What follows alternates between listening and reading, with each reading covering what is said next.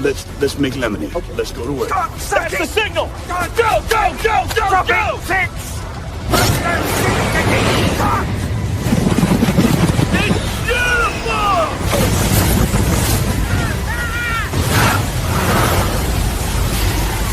Mother Nature just pissed her pants, dude!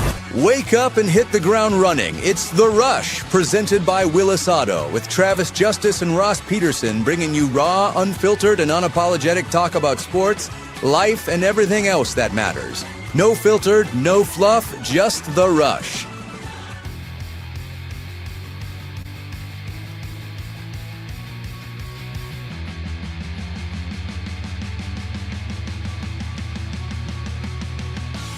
Welcome to the Rush Radio Show, and it is a Wednesday, the 12th of November. Good to have you here. If you're listening on the audio stream at therushradio.com, the Rush Radio Android app, or the TuneIn app, thank you. If you're watching on YouTube this morning, you want to see our ugly faces, well, that's your choice, but make sure to hit that subscribe button, give this video a like, and, of course, leave your comments in the comment section. You can follow us on our social media channels, which include X, Facebook, Instagram, and now TikTok. Good morning, Ross Peterson. What's going on there, buddy? Well, I feel left out. I feel generally left out, and I don't like missing out. It's a little FOMO. All right, let's get into it. We can bring you up to speed. Well, because there's something I've always wanted to see, and every time they pop up, I never get to see them. And apparently, the Northern Lights were full bright last night, and I didn't get to see the Northern Lights. Dude, you now see we're in the same boat here. Always wanted to see him. I've seen a version of the Northern Lights. We saw something cosmic happen up on the island one time when we were fishing that was just amazing. It lasted for hours, and a bunch of adult men stood starstruck on this rock while we watched the sky light up in some weird way. It wasn't UFOs. It was a Northern Lights-esque event. And last night I started to see the same thing, man. I saw all these social media things popping of people seeing it. So what I did was, first of all, I went outside. Now we couldn't see anything here in Des Moines. I'm in the middle. You saw a of street the city. light. I saw street lights, and even with my phone, because people were like, "No, look through your camera on your phone." So what I did was I did send some messages to people. I sent a message to Courtney, and she was with some friends. I was like, "Hey, go outside." And at first she was like, "What are you talking about?" And I'm like, go outside and look north. And if you don't see anything, look through your phone.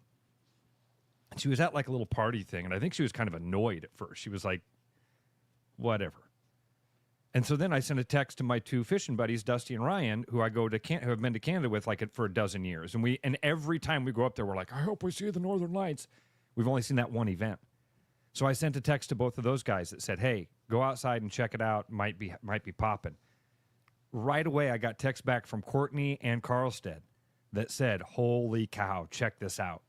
And both of them, like Courtney was like, thank you so much for telling me to go outside and look at this. This is amazing. And then Carlstead, he sent me a text right away. And then about an hour later, he sent me another one that said, even brighter. And so very cool, man. I love the fact that so many people got to experience that last night because it looked amazing, didn't it? Those social media posts, it's unbelievable. And I rarely have FOMO, but this was one of them. Like, okay, I've got some questions. I think we can call the Northern Lights a natural phenomenon, right? Oh, I mean, absolutely. that is something that is rare, and we don't get to see it. And apparently, they're going to be back tonight. Okay. So, is there a certain time this happened? Because Trav here falls asleep about 7:30, 8 o'clock. Well, it's got to be dark. It's dark at 5:30. So, I know it has to be dark, but it's dark at like 5:30. Are they popping out at 5:30? Is it like 9:30 at night, 10:30 at night? Am I better off driving like 20 miles out of town so there's no city lights? Yes. Yeah, that. Yes, you are. Let me go look and see when I sent the message. 8:09 was when I said, hey, boys, apparently the Northern Lights are popping. I can't see them at all here, but I see people in Ankeny and Altoona, and that's where Dusty and Ryan live. Go outside and look through your phones. And that's when Carlos had instantly sent back some amazing photos. And then it was 9:15 that he sent us even more amazing photos with these reds. The first ones were green and blue and purple.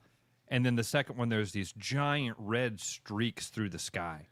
So, Kate, now I have another dumb question. Yeah. Okay, how come your eye can't see it, but the lens of your phone That's a great can? question, dude. That's a great question. I don't know that one. I don't know. In fact, that would be one I would ask you about. How does the phone? Is it the amount of light that it's letting into the lens? Maybe that your eye can't see. I don't know. I would like to think my eyes are better than a lens of a camera, especially coming out of a phone. But I don't know how that works. Can I tell you this nibbles on something that's always been fascinating to me. You know, we only see a tiny part of the light spectrum. We only hear, like when you get older, we've all done that hearing test thing where the tone gets higher and higher and it goes right. And then eventually you don't hear it. But the younger ears in the room do. Do you know what I'm talking about here? Yeah. So, and then it's the same thing with light. So like when you put on, we were talking the other day about polarized sunglasses, right? You put on these polarized sunglasses, all of a sudden you can see in the water. You're like, what the hell? My eyes can't do that, but I put this lens on and I'm able to see something I can't see. So we only hear a tiny part of the sound spectrum. We only see a tiny part of the light spectrum. So I imagine that everybody is just a little bit different. Their window of light that they see, and we all assume that everybody's just like us. We all assume that everybody sees the same things we do and hears the same things we do, and that's not the case. Look at the gold dress, blue dress. That's true. Look at the Yanni Laurel soundbite thing, that we can all hear the same soundbite and hear two totally different things. So it's weird how we're all living in our own little bubble of reality. 515-517-2303. Ray, welcome to the Rush Radio Show, powered by Willis Automotive. Ray sees the Northern Lights a lot. Ray, you there? Ray's not there. There was nothing there. No, I never heard anybody pop in or anything. Huh. Try to call back, Ray. Let's see. Yeah. Might be on our end. That's happened before. Shouldn't be, but because I didn't change anything. But I can go back and check later. That was quick to go to a phone call, dude. You it was. People just yeah. Because and is it the same to see it through your own eyes, or is it like if you have to see it this way? Is it like, well, I'm just looking at a picture? Like, you have to see. Do you experience it better if your phone's not there and you're actually looking at the lights, or if you put your phone up and you see it? Is it the same thing? No, is it that's what we were just talking about. No. But I mean, emotionally, how you view it. I don't know about that because I've never seen him. That's true. I might have to go out to our buddy Pat's house tonight. I'm going to text Pat and say, hey, did you see the Northern Lights last night? And if you did, I'm going to come out to your house and just hang out and see if I can find saw some them. people say it's supposed to be popping again tonight and supposed to be even more, even brighter and all that stuff tonight. So I'm going to have to stay up late. I'm going to have to go past my bedtime. You threw me off by going to that phone call so quick. I'm like, what? I know. What? I thought maybe you had something planned for us. Like, why are we going to a phone call at 6:07? What the hell? So somebody was calling. They were on hold. Then stop the show. Go to the calls. Put on the brakes. Put on the brakes. Oh, man. Yeah, so because everybody was talking about him this morning. I'm like, and then the pictures are all over the place. So I just feel like I got left out and I didn't get to see him. But I'll try tonight. Is it supposed to be clear tonight? You have to stay up later than 7:30 to see. I know that. I'm old, dude. I'm really. The problem is you wake up at 2 a.m. Like that's. I woke up at 3:30 today. Maybe move that window a little bit, and then you'd be able to enjoy some of the stuff that happens. Well, it's funny you say that because Monday night I wasn't feeling well. I had a stuffed up nose, and I took some NyQuil, and I made it all the way to 4. Man, I was like, yeah, deep sleep with the NyQuil. So maybe I just need to stay up later, take drugs, and then sleep all the way to 4 o'clock. What kind of drugs are you thinking about taking? Well, NyQuil. That's not drugs. Oh, I know people who hallucinate off the NyQuil. NyQuil is my favorite over-the-counter drug there is. NyQuil's not even over the counter, is it? You You can That's walk right off the shelf. off the shelf. Sorry, off the shelf, over the counter. Same thing to me. I guess are those two different things? I thought over the counter meant that it was something like you had to go and get, like they started to put Sudafed behind the counter, right? You weren't for a long time. You weren't allowed because people were making oh my God, what's meth? Yeah, they locked that up. This shows how little we know about stuff. Yeah, like that's that. Luckily. But I knew. You mentioned that I'm old because of stuff I don't know. Apparently, I'm really old because I didn't know what DTF meant. Explain. So, Tony Romo was calling the Buccaneers-Patriots game the other day. Yeah. And he's with Jim Nantz, and he says, Jim, that the Patriots are DTF. They're detailed, they're toughness, and they finish. That's not what that means. And then DTF in my world is direct to film, where it's a printing procedure where you just go DTF, which is direct to film. A lot of T-shirts are direct to film, believe it or not.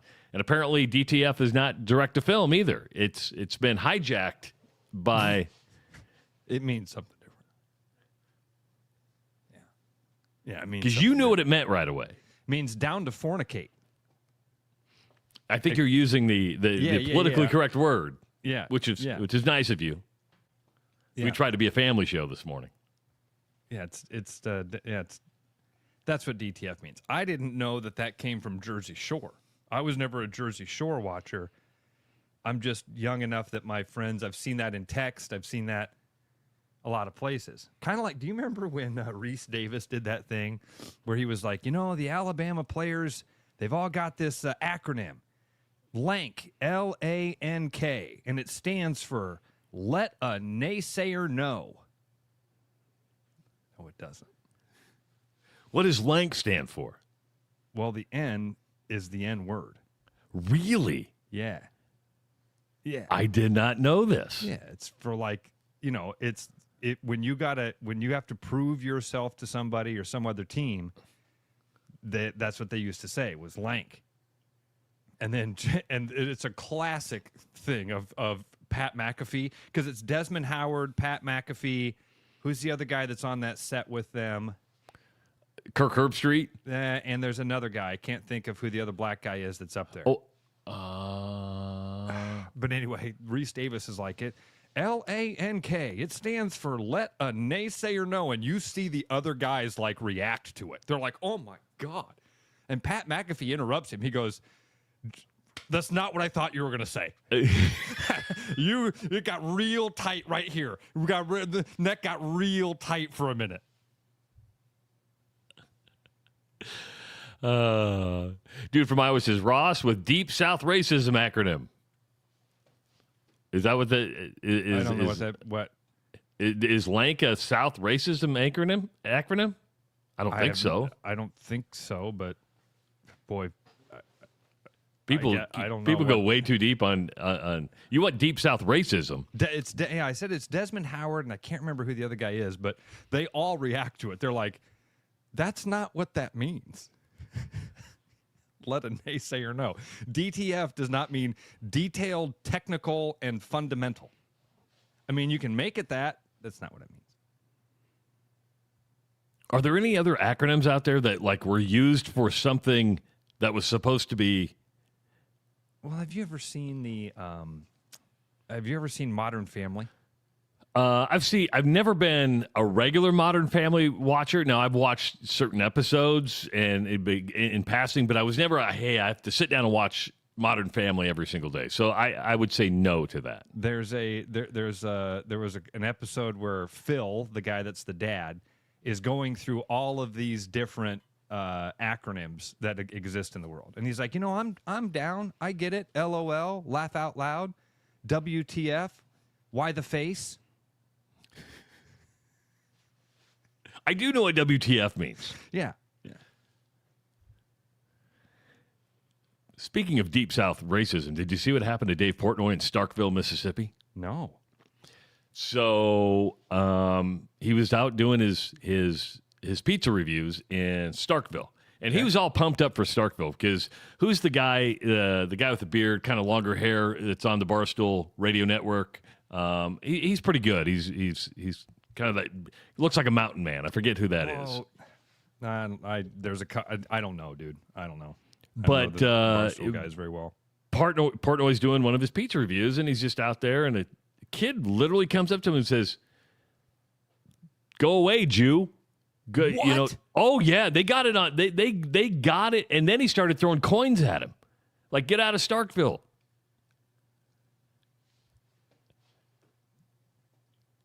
Dude, Absolutely. We're in weird times, man. Weird times. The fact that you would do that, period, blows my mind away. The fact that you would do it with cameras around, and Portnoy's like, well, why don't you step into the camera? And then they turn the camera on him, and he throws coins at him. Holy cow.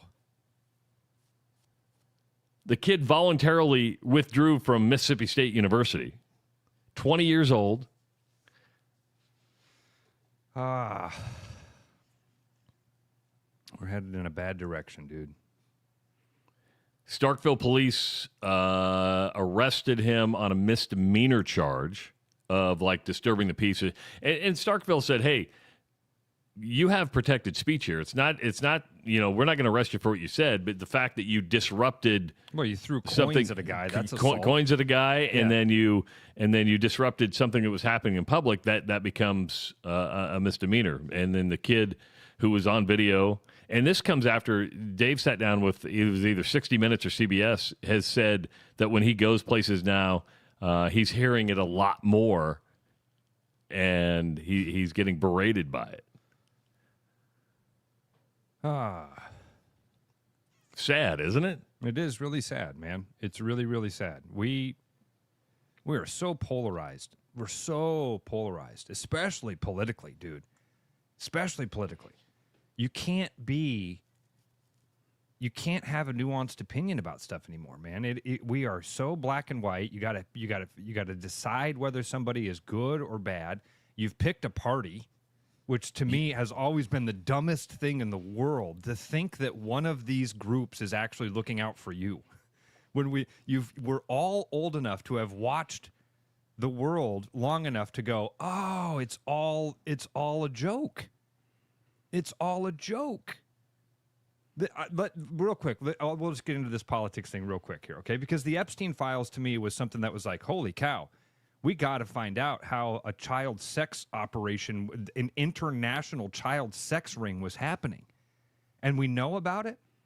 But here's the funny thing. Donald Trump ran on this whole thing of like, hey, we're going to release those Epstein files. And then he comes out and he goes, what are we even talking about? There's flooding in Texas. You guys are still talking about this? And then I've got people in my life that say, Donald Trump is on that list. It's like, well, if he was on the list, wouldn't they have announced that during the last presidential election? Wouldn't the Democrats have come out and said that? But you can't, but even saying that, people will be like, no, it's this guy, it's that side. No, it's that side. No, it's everybody. It's everybody. Nobody's looking out for you. They can try. They can get elected saying they're going to do those things. They can get elected telling you, man, I'm in it for the little guy. I'm fighting for you. Get ready for another big bank bailout that's going to come because God knows those people need the money. Insurance is insane. I'm going through this process right now for home, auto, and health insurance. It's insane. It's not worth it. And I know I've had people go, oh, Ross, you got to protect yourself from something catastrophic. It's not worth it. The insurance companies make more and more and more and more and more, and people are struggling and hurting and can't pay their bills. And and all of that stuff only gets worse while the operating class laughs. And it's not one side or the other. It almost makes me mad when I have people that reach out to me and go, well, you know whose fault it is. Everybody's. I go, who'd you vote for? Because it's probably your fault. Did you vote for one of those big parties? Then get in line. And I did say we're headed in a bad direction, and somebody said, headed? Headed? Yeah. Yeah. Travis, I feel the same way, to take it off of that and get it onto sports. I feel the exact same way about the YouTube ESPN thing. Which multi-billion-dollar corporation are you siding with? That's when you said that thing of like, man, I feel like I've got to pick a side, and I picked the side of YouTube. That's why I said, why do you feel like you have to pick a side? Neither one of these people are looking out for you. They both just want your money. But they will pitch it to you as, man, look at the big guy screwing us. Excuse me, between Disney and YouTube? Which is Google. I mean, people need to remember that YouTube TV and YouTube is Google. What are we talking about? We're talking about multi-billion-dollar corporations that... Kalen says, you're all on YouTube. Yeah, but it's free. We're talking YouTube TV, which you pay $88 a month for. We're not talking about YouTube and a multi-billion-dollar contract and pissing match that they're trying to drag everybody into and make people say, hey, stick with us. Stick with us because we're fighting the good fight. Do you know why I probably picked Google and YouTube TV in my fight? It's because they have a better claim of victim status. There you go. Now you're seeing it, dude. Yes. Now you're seeing it's exactly what it is. It's exactly what it is. It's that thing I've always talked about where there's a race to the top of the conversation. It is every conversation, there's a framework to it. And the faster you can get to that moral high ground, which right now, victim status, if you can claim to be a victim, nobody can say anything. And then you get people to go, oh, man, this poor guy's the victim. This poor guy at ESPN, this poor guy at Google, that's when your brain should instantly stop and go, what did I just say? What did I just say? If you think about it, they have the argument, if you were put to, because they have victim status, is, hey, they're trying to charge us more for their product, which means you as a subscriber, you're going to feel the pain of that. And so I go, I'm on YouTube side because it's going to be, they're going to pass it on to me. So therefore, to core it down even further in sports, LSU is fighting right now to not pay Brian Kelly their $54 million, right? When they have to pay the $54 million, what will they do?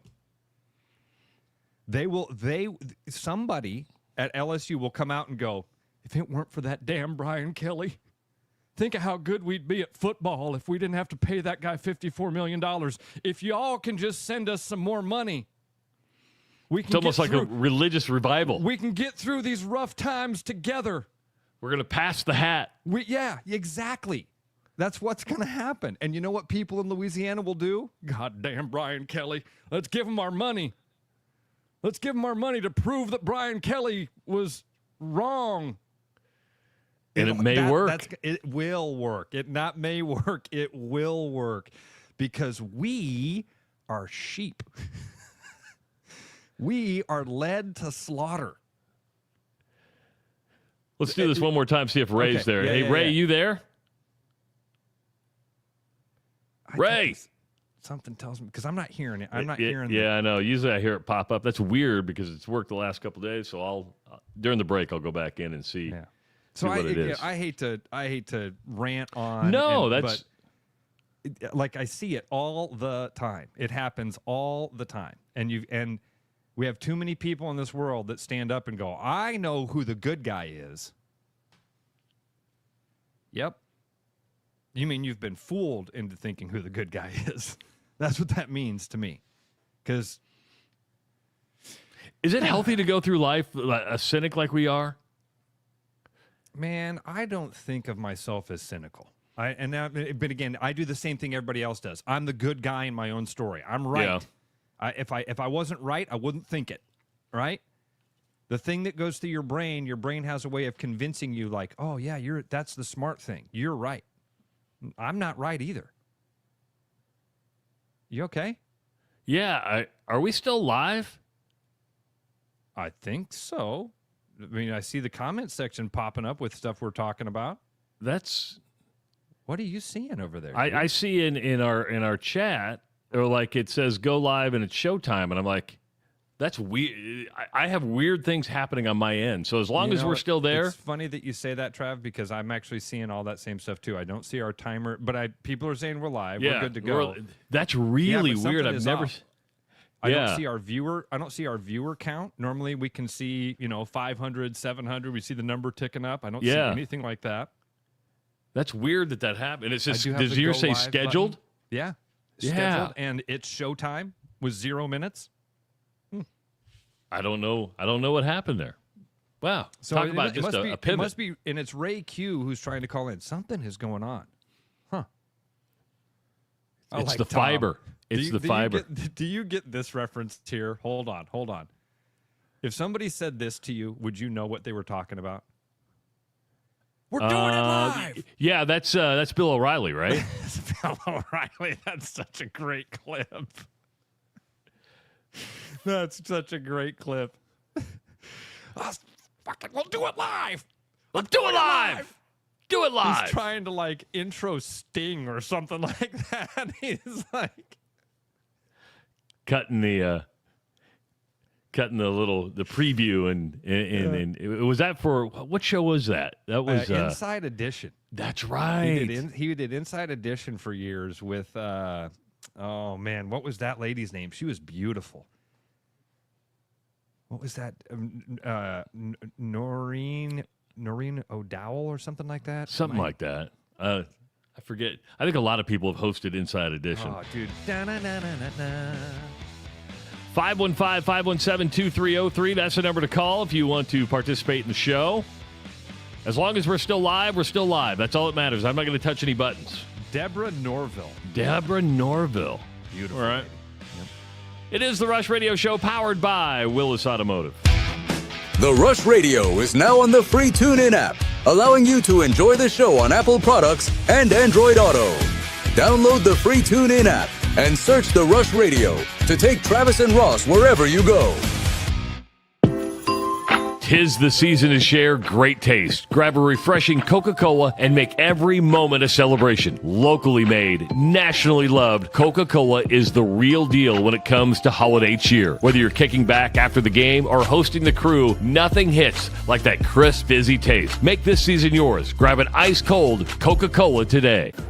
With over 260 beers on tap, El Bait Shop isn't just another craft beer bar. It's the best. Beer lovers know. El Bait Shop, 200 Southwest 2nd, Des Moines. There's a new spin on casual dining near Drake University. Lucky Horse Beer and Burgers. Craveable faves, flatbreads, delicious burgers, frozen cocktails, and a crazy cool vibe. Get to Lucky Horse Beer and Burgers today. My name's Gary Presnell, and I'm a residential home mortgage banker for Northwest Bank in Des Moines Metro Market. I've been financing people's homes for over 25 years, and I'm an expert in financing VA loans, FHA loans, IFA loans, and new construction homes. This is my cat Norm. Norm knows football, but he doesn't know mortgage. And that's where I come in. There are a lot of Tom, Dick, and Norms out there doing loans. So don't just trust anyone with your home loan. I'm your local, trusted, experienced expert. Loans. Call Gary at 515-975-6767 or find his profile at nw.bank. Member FDIC, Equal Housing Lender. After Hawkeye football games this fall, Travis and Ross are right where they belong, with you taking your calls and giving unfiltered feedback. Right after Hawkeye football games, it's the Black and Gold Rush on the rushradio.com, the TuneIn app, and on YouTube. Thankful? More like tankful of gas in your new Nissan SUV. This November, we're giving thanks for you. At Willis Nissan, we're celebrating 0% financing and special model year closeout savings on our most popular Nissans. If you've been getting hungry for a new Pathfinder or Murano, there's never been a better time to scoop one onto your plate. So sit around our table or visit us online at willisnissan.com. Get ready for a gemtastic day at Fiscus Jewelers. Join us Saturday, November 22nd from 9 to 3 for a gem trunk show you won't want to miss. It's the perfect time to pick up your favorite gemstone and create a custom piece for the holidays. Plus, take $250 off a custom design for this day only. We'll have fun giveaways throughout the day. So if you're looking for that perfect gem, we've got you covered. It's a gemtastic show like no other. Fiscus Jewelers, your jeweler for life. The best bread is made from scratch, freshly baked with locally sourced ingredients and love. At Big Sky Bakery, we take great pride in our delicious products. We know you'll enjoy them almost as much as we enjoy baking them. Find us at the downtown Des Moines Farmers Market every Saturday. Looking for the perfect golf escape? Experience links-style golf right here in Ames at Coldwater Golf Links. With rolling fairways, large greens, and unique routing, it's golf the way it's meant to be played. Whether you're a seasoned pro or just starting out, you'll love our course's welcoming atmosphere and friendly staff. Grab your clubs, book a tee time, and make every round unforgettable. Coldwater Golf Links, where great golf leads to great memories. Visit coldwatergolf.com to book your round today. Back to the Rush. Strong opinions, weak filters, and just enough sense to stay on the air. It's the Rush Radio Show, powered by Willis Automotive.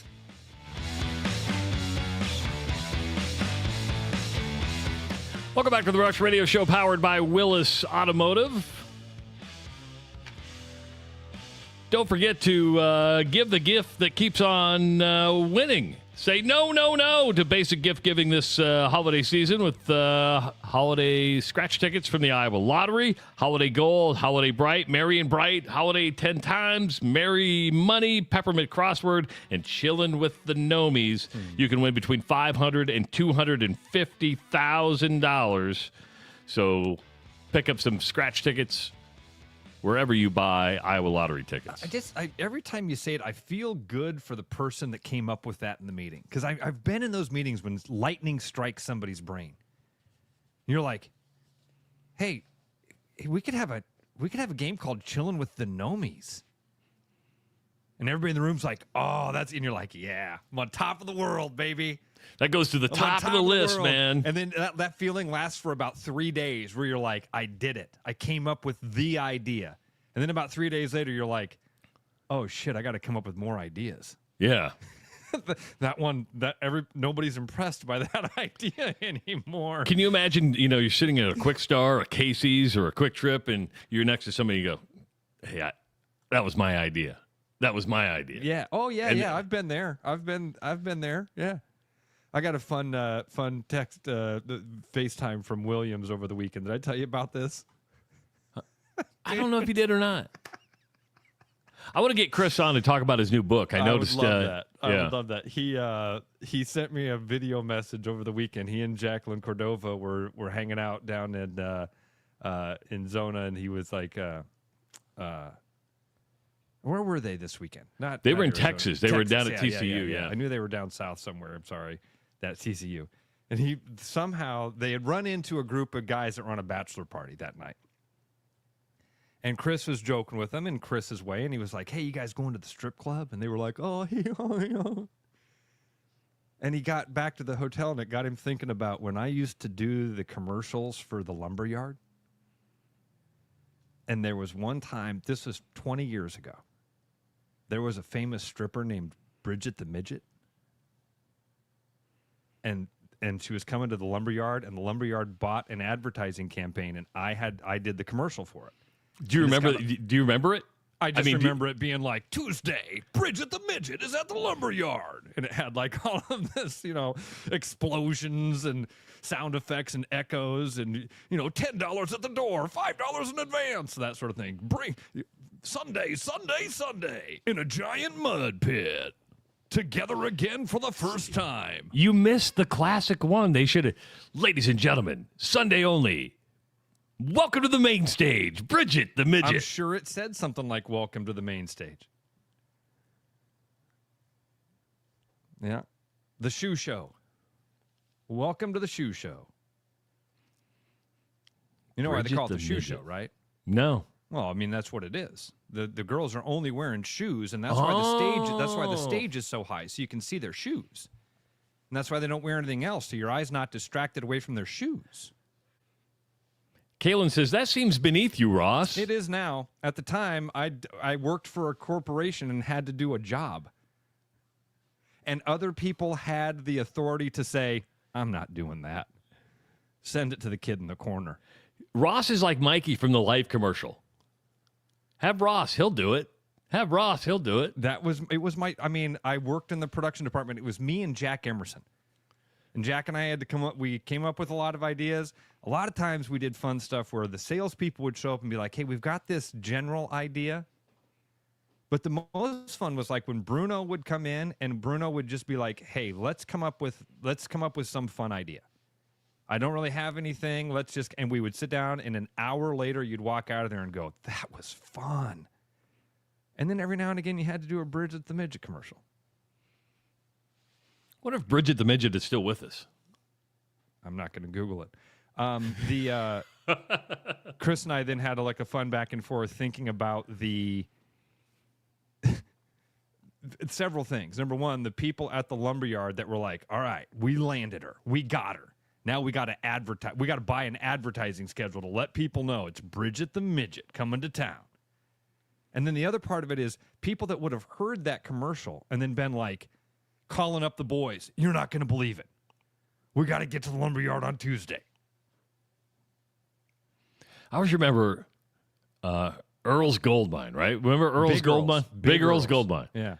When I was going to Grandview, this is back in the early 90s, I forget what the girl's name was, but it was like 45 AAA or triple Ds. And you're like, I just got to go to Big Earl's to see those. See if they're actually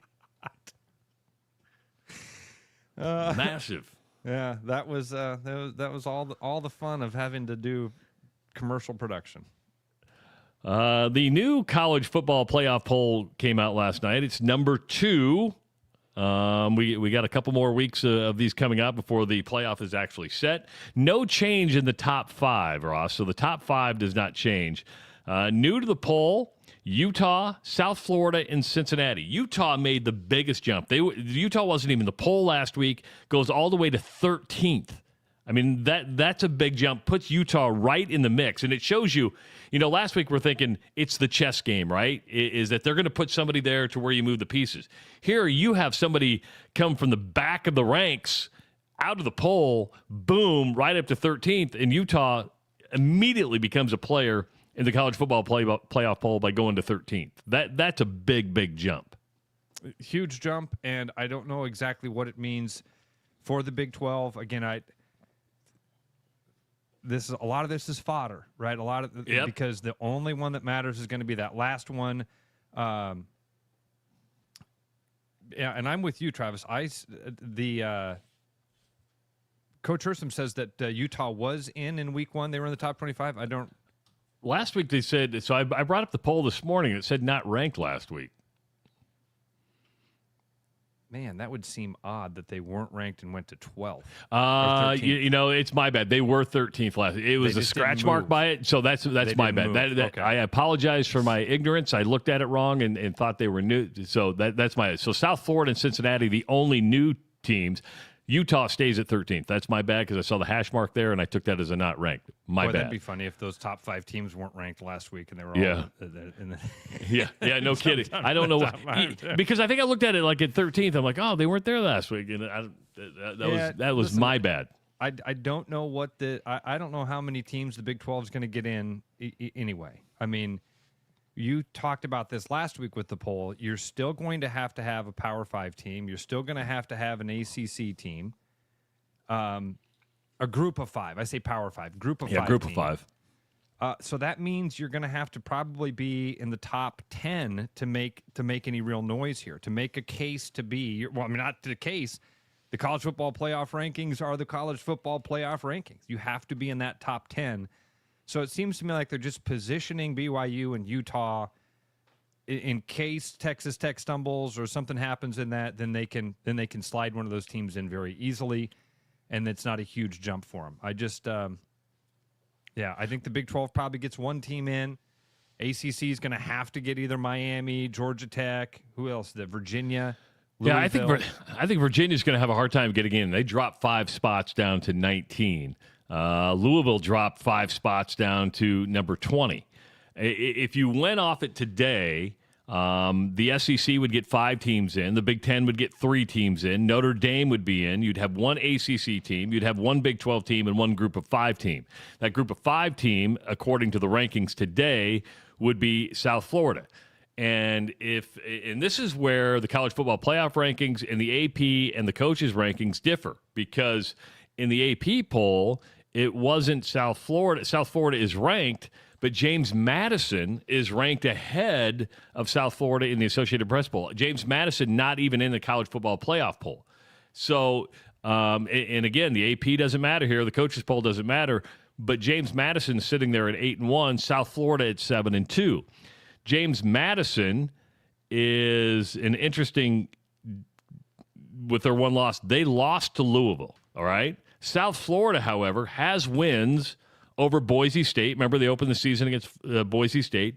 They beat Florida as well. So you look at it and go, okay, they beat Florida, they beat Boise, they lost to Memphis, and they lost to Miami, I believe. So the playoff committee is going, I think, off a schedule here. It's going, okay, you played Memphis, you played Boise, you played Florida, you played Miami. That's a tougher schedule than what James Madison has played out of the Sun Belt Conference. And I don't have a problem with a 7-2 South Florida team that's beaten a Power 5 team or Power 4 team in Florida, beaten a Boise State. I think played Miami okay,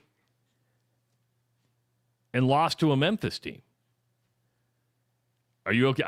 I mean, I don't. Yeah, and I think the more and more people that can come around to Jay's point of view here, the better off we are. We've had more and more people start to realize the bowl games are useless. The bowl games are an exhibition. They're a postseason participation trophy. And the AP poll has just as much value as these worthless bowls. The AP poll is worthless. Literally. Nah, hold on. I want to back up a little bit. It's not worthless because we've learned that having that number by your name helps with recruiting. Having that number by your name gives you some credibility in out there in the world. And so the AP poll is not necessarily worthless in these conversations about when you're talking about the college football playoff and you're talking about the true postseason, it's worthless. But it does the only thing I would push back on Jay a little bit on is that one thing is that it does. I've learned that it cuts through the noise when you've got that number by your name. It helps out a lot. But this point in the season, once that college football playoff poll comes out, the AP poll should probably just shut down. Coaches poll too. I mean, and I've come around on the coaches poll after those conversations with McCarney and Bill Fennelly where they said, no, we take that very seriously. It just doesn't have any weight. Oh, I think that, the Associated Press, help me if I'm wrong, and I've already been wrong once today, so it wouldn't be surprised me if I'll be wrong again.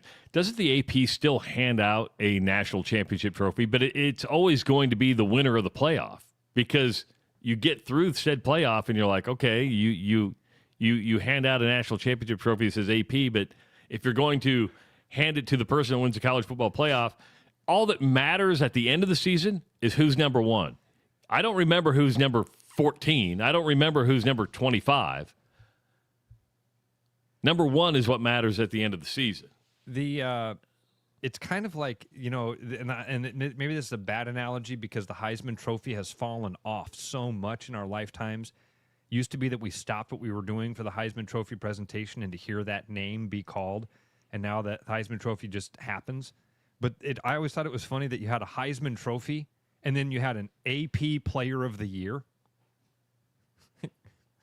Okay.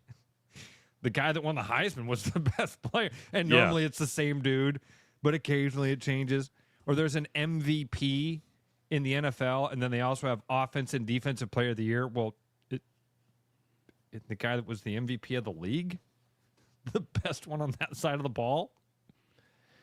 Well, when it comes to the Heisman, and I'm just curious, just because you brought it up, and did the Heisman lose luster because some of the winners, we went through a period where the winners didn't turn into NFL sensations. It used to be the Heisman Trophy winner would go on to the National Football League and have a pretty good career.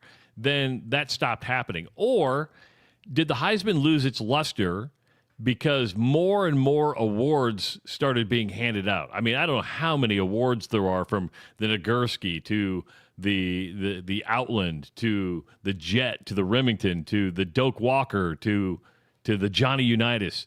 Did the number of awards and ESPN's awards ceremony that takes place, before the Heisman, did it water down the Heisman because you have all these specialized position awards? What watered down the Heisman? That's a good question, Travis. And I'm going back because I kind of want to challenge you on the thing that for a long time the Heisman Trophy winners went on to have. They went to the NFL. I don't think you could necessarily say that they had great NFL careers. I mean, Pat Sullivan Pat Sullivan was the Auburn quarterback that won the Heisman Trophy in 1971. I've never heard of Pat Sullivan. John Capoletti was the running back for Penn State that won the Heisman Trophy in 73. Did Archie Griffin have a good NFL career? He won the Heisman Trophy twice. I think he had an okay NFL career. Played for the Bengals. Sometimes it's the team you end up with, too, right? Archie Manning had a great NFL career, but he played for the Saints. Yeah, I mean, I don't know, Travis. That's a good question about what happened. Why did the Heisman Trophy kind of fall off the way it did? I don't know. That would be something to really kind of try to look into to see what. Because you're right. There would be Saturday nights. You would sit down and you're like, okay, we got to watch the pageantry of the downtown athletic club. And they would go through this whole thing and you'd be like, okay, who's going to win? I remember. And I think a lot of people that we're talking to right now will also remember 1985. We're walking through like a Sears. And remember when you would walk through the television section at like a Sears, all the TVs were on, so you could and they're announcing the 1985 Heisman Trophy.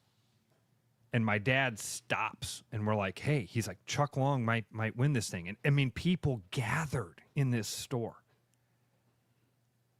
I remember my dad yelling in Sears, like multiple grown men, like, "God, Chuck Long deserved it." Then you have to go, well, it is Bo Jackson. It took a while. It took a while for me to come around on it. I was a little boy. Chuck Long was our hero. So I don't know. Dude, that's a good question about what happened with the... Here's a good one. The Heisman lost its luster due to all the media hype and over-analyzing it. The winner is known weeks before it's even awarded. That's kind of fair. Like, I mean, Mendoza, like we talked about over the weekend, on Saturday... It was being litigated during the game. He just lost the Heisman. He just won the Heisman. It's November 8th, 9th, whatever it was. He didn't. But that could be, there could be some truth to that it's decided a long time before. I don't know. That's an interesting one. I just feel like these things are kind of cyclical, and we could say this about a lot of things, dude. The Kentucky Derby to me is one that, man, you used to stop what you were doing for those 3 minutes and watch the race. And now it's like, I cannot tell you a single Kentucky Derby winner over the last 10 years. You could say a name to me and I'd be like, oh, yeah, sure. Is it because the Kentucky Derby has like 8 hours of freaking coverage leading up to it? Dude, we could probably look at each one of these things and try to break it down and come up with some reason. I don't know. I think that here's what I would say it all is. We've got so much stuff happening in our worlds right now. We have so many things trying to consume our attention. Our attention spans are this big. We want something brand new right away within seconds. It's not hours. It's not minutes. We have seconds of attention span now. And so maybe the commenter was right. Like, because it's litigated so much throughout the season, we all go, okay, I'm done with the Heisman thing. Maybe because it's an 8-hour broadcast, you go, all right, I can't do the Kentucky Derby thing anymore. I don't know, dude. I don't know. Because we like the games, will the poll, because right now probably people are grilled to the pole announcement when it comes out. I mean, will that lose its luster over time? It's just like the only one I care about is the last one. I don't need to pay attention. That's how I'm there. I don't care about the. It's for fodder. It's for guys like us to talk about. Who's in? Who's out? Dude, we talked about this yesterday. You can already find bracketology on ESPN. I don't know. We're mid-November. We're 3 to 4 games been played for each college basketball team, and we're already anointing number 1 seeds, 16 seeds, first 4 out, first 4 in. Brian has the right word for it. Oversaturation. I think that there's something to that. It's an interesting phenomena to think about. It's to think of how our attention, again, I just mentioned Sears. Things go away. Things that were a huge part of your life, things that were huge brands, they go away. And we hate change. I had Teddy Candy reached out to me last night, and he's like, Ross, you got to move the cross, man. You got to put the cross. He goes, I hate change. And you moved your office, and now I... Yeah, Agency Iowa used to be over your right shoulder. Now it's over your left shoulder. But I did find it funny that he's like, I hate change. Will you change something? Do people want me to go back upstairs to the kitchen table and have the curtains in the background? No. I would like you to have something behind you. You got so much neat stuff. The problem is I'm in a corner. If anything's going to go in, it's going to be a sound baffle. But we're actually going to change this around because we're not fully done yet, so we're still doing some stuff. But there will be some stuff behind me. The problem is, when we go side by side, it zooms us in. Like if we were to go far, you would see a lot more of your room, right? Yeah. If I were to go by myself, you would. You'd see a lot more. Yeah. Maybe somebody says maybe I should put a clock back there, a little digital clock. I don't need a clock. I don't know why you'd have a clock back there. I got a clock right in the corner of my computer. But I need a rush sign, like right behind me. Yeah. See, I got my something like that. My rush pictures there somewhere. Yeah. Anyway, floating. Can I conspiracy theory you? Yeah. Did you see that Nico Harrison was fired by the Dallas Mavericks? I did. When they made that trade with the Lakers, when they acquired Anthony Davis and they traded Luka over to the Lakers, I said that at that time, something weird is going on here. Like Conspiracy Ross is going, no, there's something else at play here. And his firing, I think, just only amplifies that something was very off with that trade. I mean, the Lakers, the number 1 selling jersey in America right now is Luka's. Viewership is back up after a decade of declining viewership in the NBA. The TVs are turning back on to the NBA. Remember the Dallas Mavericks won the lottery when they had a 1% chance of winning the lottery. They won it to get the number 1 pick. Something else was at play there. Something else was happening. I'm convinced of it. And Nico Harrison getting fired the other day was like I think the chance of fire Nico were fired out at every game since the trade. They were, and he didn't get fired right away. It just, when I saw that last night, I thought, man, this just reeks.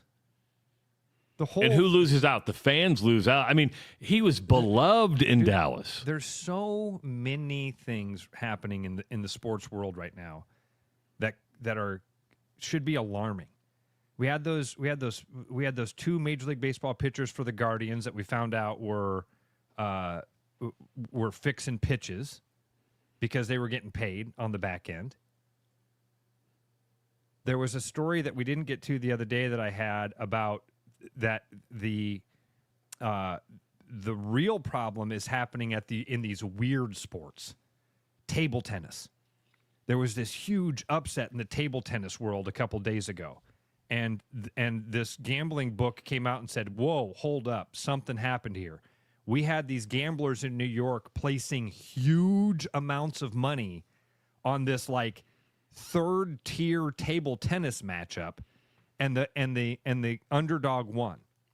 The guy that had no chance of winning won, and we think that the fix was in. Turns out it was. We thought that legalizing gambling was going to bring all this stuff above board. We said that many times, like, oh, this is going to be great because now there can be regulation and there can be transparency, and now all of it's going to happen above board. No, it's not. Let me counter that. I agree with you. I'm not disagreeing with you that not everything's above board. But I think it's more transparent when something like that happens. When it used to be a bookie in the site, you never heard about it. Now you have books going, hold on for a second, there's something wrong here, and they report it. I think there's more reporting on illegal activity or suspicious stuff than we've ever seen before. But it doesn't change. Humans are humans, and game fixing, point shaving, everything has been around for a long time. I think you're able to see trends a lot easier now and go and throw up a red flag, report it to whoever needs to be reported to. I think the NBA is that's fair. That's a good. You're right about that, Travis. The NBA is a great example. The Rozier and Billups thing that happened, where those guys, threw away their careers to appease some gamblers. Yeah, because even if you made gambling illegal now, it would still take place. You could still do it offshore. You could go to your old bookie. It would not end gambling. My first experience with gambling, I showed up to Grandview University, or Grandview College at the time in 1989, and, baseball players walk in and say, here's your sheet if you want to lay down, and that's who you place your bet with. And okay, I'll do a 10-team parlay, $10 parlay. There's an article in the New Yorker that just came out the other day. In fact, came out last Friday. Is gambling threatening the integrity of sports? Gambling has always threatened the integrity of sports. I think that's the right answer, Travis. It is. The Black Sox scandal of what, 1919? Yeah. So you can say that gambling has always threatened the integrity of sports. It's been something they've had the eye on. I just think the legalization of it has, just like I pointed out, you're able to pay attention and maybe find, and computers have helped with that, right? The fact that you can see all this, or not going to different bookies and all this other stuff, that I think it's always threatened the integrity of sports. It's just, how do you manage it? How do you police it? And now you have Vegas books who stand to lose a lot of money, they want everything on the up and up. I know everybody thinks Vegas is, I do. I believe Vegas books want everything on the up and up because it hurts their business if things aren't. Yeah. Yeah, that's fair. That's fair. I also know that the Vegas casinos and the Vegas books, just like the YouTube and ESPN, man, they just want your money. 100%. Like and I don't think that they are above fixing things on their side either. This may come to a shock to a lot of people, that sports books are nice. Sports books are not the money maker for Vegas. It is your poker tables, your back. The casino operations. I think you'll find that the sports book isn't the revenue driver. It's the other things. Walk around a Vegas casino and be an observer.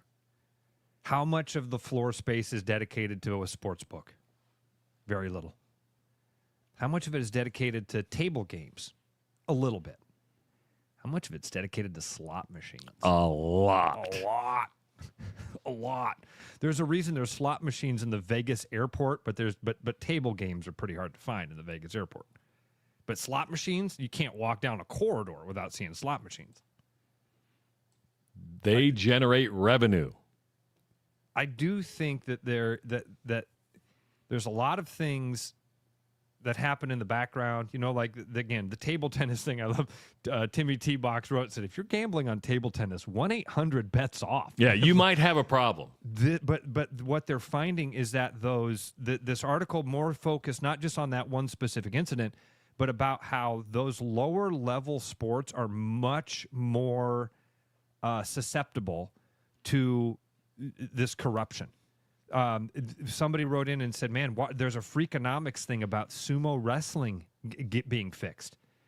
If you can gamble on it, and there's a potential for somebody to make a lot of money on it, this is how the 1919 Black Sox scandal happened, because gamblers were able to go to those players and say, we can make it more worth your while. We can pay you more than the league does. Now, that's not the case with these guys fixing pitches. Yeah. They threw away $1 million careers for a couple $1,000.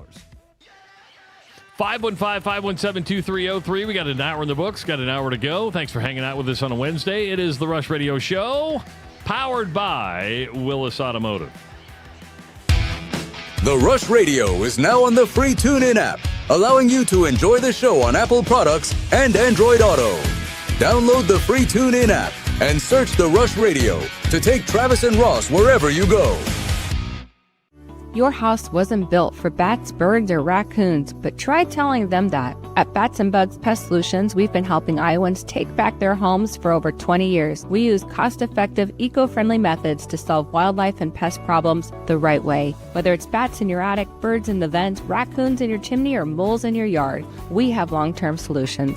Call Bats and Bugs Pest Solutions today at 515-218-3400, and let's make sure your home doesn't become their home. There's more Iowa in the Iowa Tap Room than you may realize. Housed in a building nearly as old as Iowa itself, the Iowa Tap Room greets you with a harvest of 120 Iowa craft beers on tap from all corners of the state. And the food doesn't get much more Iowa than this. The Iowa Tap Room, all Iowa beer, one amazing place. There's always something new at Fong's Pizza. The patio is open and ready for you, your friends, and an ever-changing menu of tiki drinks. Or try our new noodle dishes alongside your favorite slice. It's all happening this summer at the new Fong's in the East Village. Thinking about buying a home? Get pre-approved in 30 minutes with Gary Presnell at Northwest Bank in Des Moines. Gary offers first-time home buyers programs, VA, FHA, IFA, and conventional loans. Call Gary at 515-975-6767 or find his profile at nw.bank. Member FDIC Equal Housing Lender. You know, Brian, at Central City, we really do have the best selection around. I know. High-quality stuff you can't find anywhere else. Whistle Pig Plantation Rum. Yeah, and over 150 of the best scotches on earth. And a ton of bitters, mixers, and more. You know what we are? High class. Definitely high class, yeah. Make way for the natty. Okay, maybe medium class. Central City Liquor is home of the 10% cash coupon. And the Wooden Nickel program. After Hawkeye football games this fall, Travis and Ross are right where they belong, with you taking your calls and giving unfiltered feedback. Right after Hawkeye football games, it's the Black and Gold Rush on the rushradio.com, the TuneIn app, and on YouTube.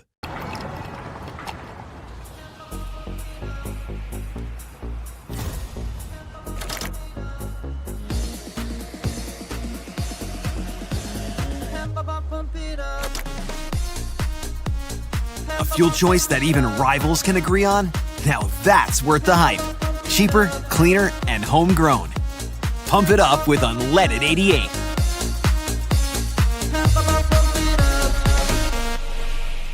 November's here, and that means Thanksgiving's right around the corner. And here at Willis, we're thankful for you, our guests, for entrusting us with your vehicle and service needs. With holiday season comes travel, and all those extra miles can cause wear and tear on your car.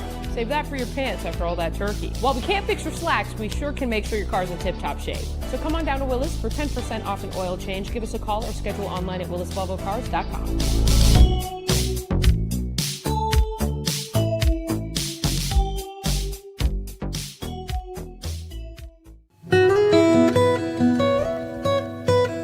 For the holidays, bring real taste to the table with Gold Peak Real Brewed Tea. Made with real tea leaves and real cane sugar, Gold Peak delivers a golden, brewed for taste flavor that makes every moment more meaningful. Whether you're gathering with family or friends, celebrate the moments that matter the most, because real connections deserve real refreshment. For your upcoming holiday celebrations, choose Gold Peak Tea and bring real taste to the table. act like a rash you thought was gone. Travis and Ross aren't contagious, but they are addictive. It's the Rush Radio Show, powered by Willis Automotive. Hour number 2 of the Rush Radio Show, powered by Willis Automotive. Happy Wednesday, everybody. Good to have you here with us. If you're listening on the audio stream at therushradio.com, the Rush Radio Android app, or the TuneIn app, thank you so much. If you're watching on YouTube this morning, good to have you here with us. Go ahead and hit that subscribe button on the channel if you haven't done so already. Also, leave your comments in the comment section and give this video a like. Go ahead and, if you haven't, follow us on X, Facebook, Instagram, and, of course, now TikTok. Good morning, Ross Peterson. Morning, buddy. After an hour and a half of sitting here and chatting with you. I know. Many rabbit holes we go down. Oh, dude, I have so many. I have so many silly things that are happening. I loved your DTF conversation this morning. I still have the Tony Romo clip up from the Patriots game. That's hilarious. But I felt stupid. I mean, it was one of those times where you're like, dude, you made me belly laugh this morning. I go, how did I make you belly laugh? Because you came out and I'm like, well, the DTF, because the show rundown says, what does DTF mean? And you're like, see, you're belly laughing right now.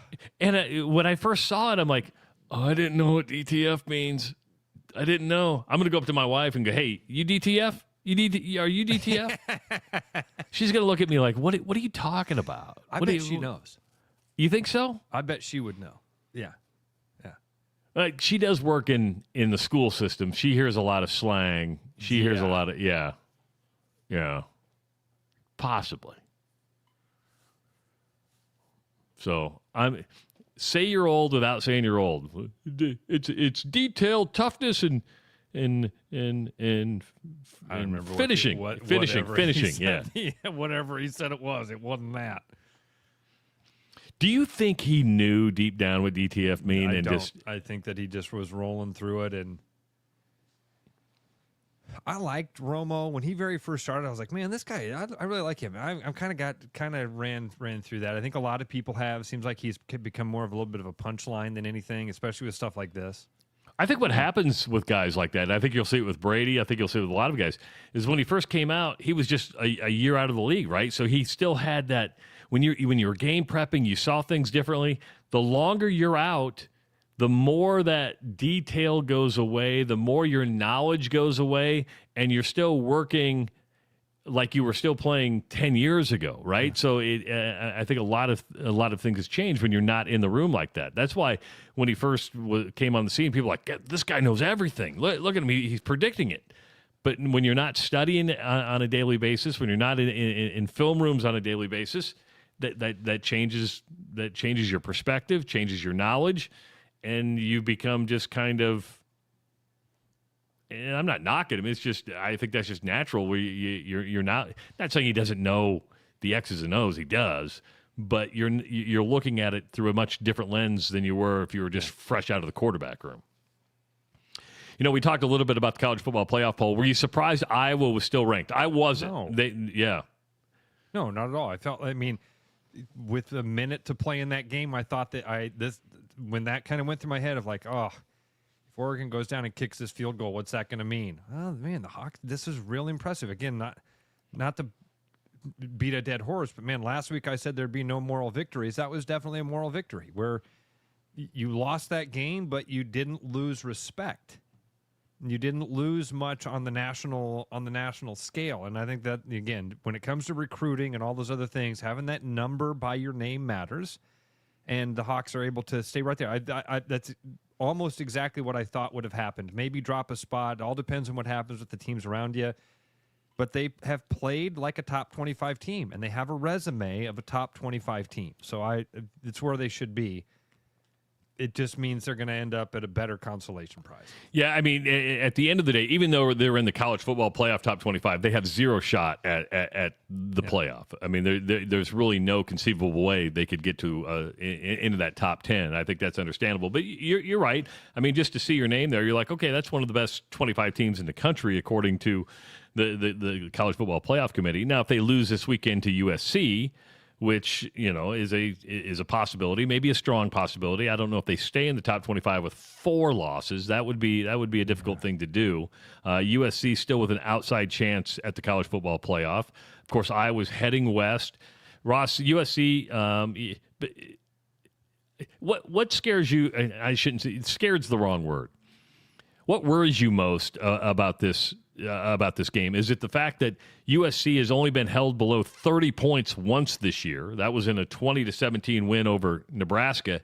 Or is it the fact that Iowa's going west, and every time they've gone west, it just seems not to turn out on very good? That's it. I mean, the thing that worries me the most about this game is USC is a very good football team. Let's start with that. USC is a really good football team. Their only losses were at Illinois, and then they lost to Notre Dame. Right? I mean, dude. So, going west is the thing that no matter who the Hawks are playing, and for any team, traveling that far seems to have an impact. Didn't affect Oregon as much as we were hoping it was going to, but traveling that far, especially going west, seems to really bother teams. It's always bothered the Hawks. There have been a very, very few times they've gone west and played great. So that's what it is more than anything. It's the compounding thing of you got to go west and you got to play a really good football team. And and the Hawks. You're right, man. The Hawks could very well lose this game, and if they do, they won't be a top 25 team. It's just almost impossible to be a 4-loss top 25 team. Yeah. And I think I want to clarify, because we've had this conversation, throughout the year, and that is when we hear West Coast teams bitching about coming east, it's like, hey, you signed up for this. I don't think we're not bitching about Iowa having to go west. I mean, that's part of the league, but we also know that I think we have a better appreciation after watching these guys go west, even when they did it in the non-con. You're like, God, there's a difference there. And if you're going to take the money. Yep. That's what it is. If USC scores 30, does Iowa win? If they hit their, because they've only been held below 30 once. I'm with you. It needs to be another low-scoring game, much like Oregon was. Nebraska took them to the wire. And I think they got to hold them to that 24 and below to really be able to win this. I don't know if I see the Iowa offense putting over 30 points in a win. I hate doing these things where it's like, well, if they get 150 yards rushing, because things happen. They do. Things happen, and snaps. Right. And the Hawkeyes could return a punt, and they could block a field goal, and then all of a sudden they've got 31 points, and they still lose. That can happen. So I hate putting these things on it of like, if you get to this thing, then you win. No, you win by having the most points at the end of the game. That's it. It doesn't matter. Rushing yards don't matter. How many points you score doesn't matter. None of this stuff is a direct indication of how of the win of the game. It's you got to have more points than the other team, and if the defense doesn't show up and the defense gives up, it could USC win this game by scoring 17. Absolutely. Yes. Well, could Iowa lose this game and score 31? Yeah. Yeah. Very much so. Yeah. Now, I'll disagree with you a little bit, and just hear me out. And what I'm saying is, rushing yards, all that matters, but you have to put it in a wide spectrum. And I was just having this conversation the other day with Dr. Rob, and I said, hey, he goes, we had a board. And he goes, it was just measurables we were supposed to hit for every game. Now, if you and when you add them all together, your statistical average of winning probability, right. Yes, goes up. But it doesn't change time of possession. If you win, all those things, right? That's why sometimes we get done with the game, and we look at the box score and we go, "Whoa, this is a weird one." Look at how, I think Saturday really. Even though the Hawkeyes lost, when you realize that was a 2-point game, and you start to break it down, you go, how the hell was this a 2-point game? How was this a 2-point game? Hawkeyes gave up 261 rushing yards. If you'd have said last Wednesday, hey, the Hawks are going to give up 261 rushing yards to Oregon, we both would have said, that's a 35-14 game. Hawks are going to have a bad snap that's going to end up in a safety in the first quarter. Oh, crap. Well, that's 37-14 now. But things happen. But they do happen. But it's a long game, and a lot happens, and there's more to it. Even the time of possession. Hawkeyes dominated the time of possession on Saturday. 33-26, something like that. And again, that's one of those things. If last Wednesday you just said Hawks are going to have 33 minutes of possession on Saturday, what do you think that means? I said, that's good news.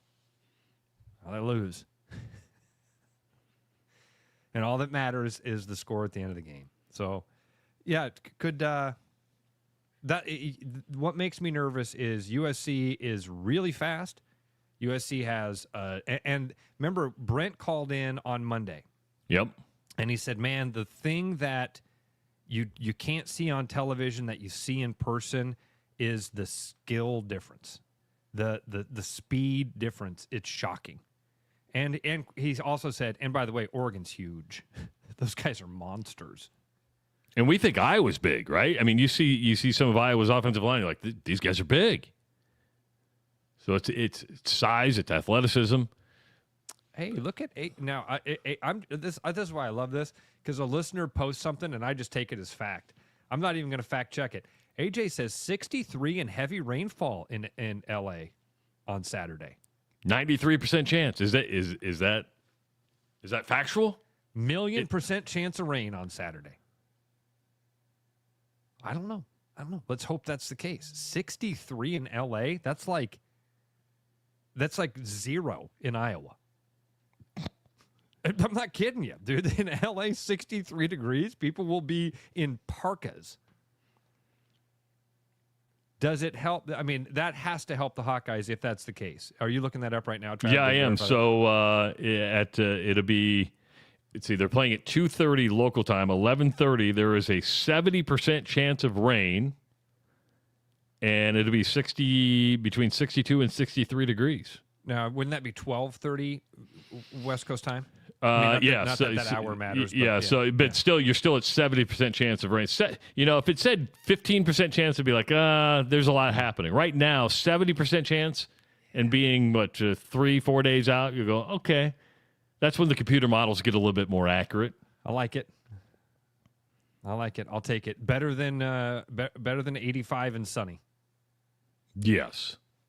Rev also with a forecast prediction for us here. And again, I'm not going to fact check this. I'll just take it as truth. He says 100% chance of legal weed in LA. Interesting.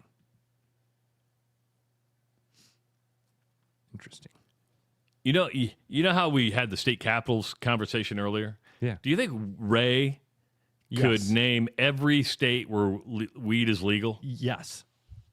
I don't think Ray can. I know Ray can. Have you ever heard somebody that can do the states in alphabetical order? There's like a song that they memorize where all the states are in alphabetical order.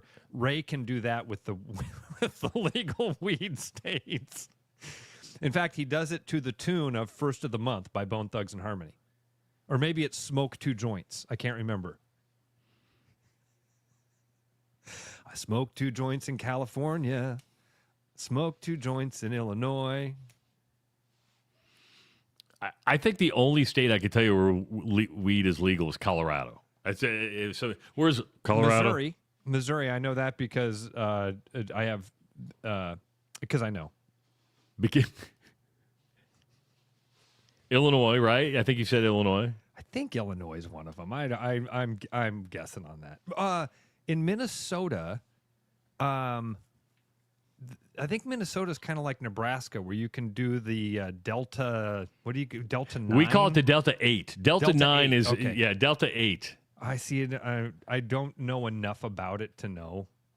I really don't. And dude from Iowa says, "Hey, isn't it considered legal in Iowa? Because we got Bud and Mary's, so you can go get a medical card, which is super duper easy, super easy." I got a headache. You need some weed? I got the sniffles. Need some weed? I did that. I went and got my card.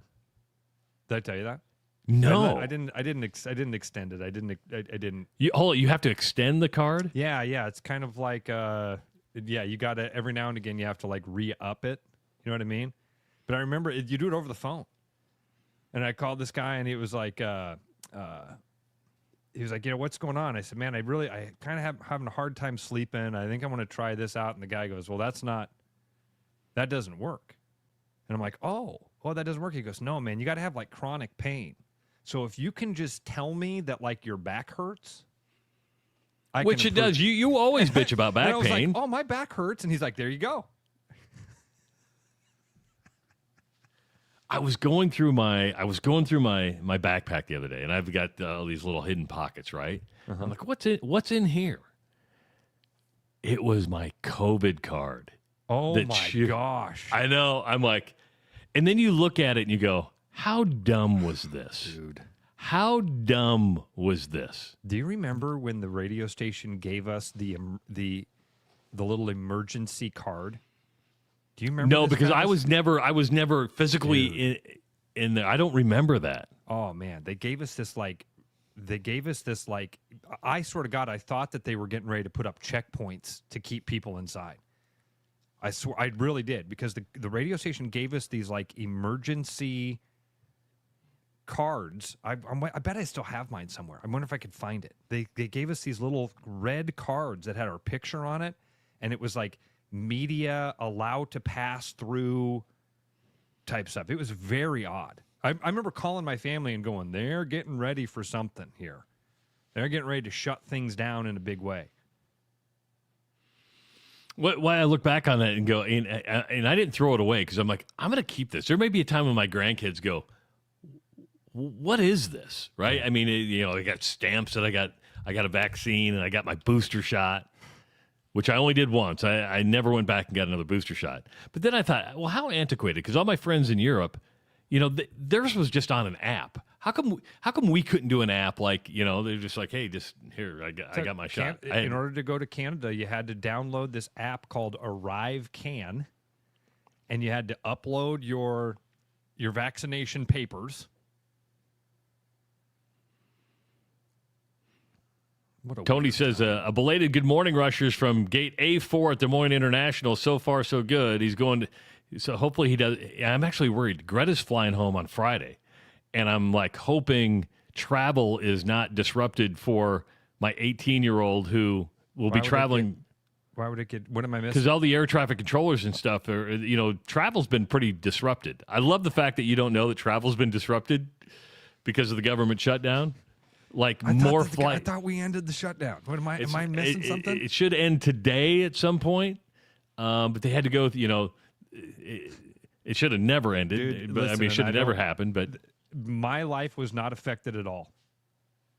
At all, and it was just it seemed like a reminder to me every time I would hear something like, "Oh, this is how useless a lot of government agencies are." I was still cutting checks to the government.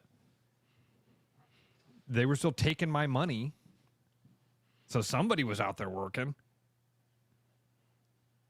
It didn't ever, not once in these last whatever days it was, did I We're go, on day 43 now, I think. Oh, man, I can't do such and such. And I know that there were a lot of people that were.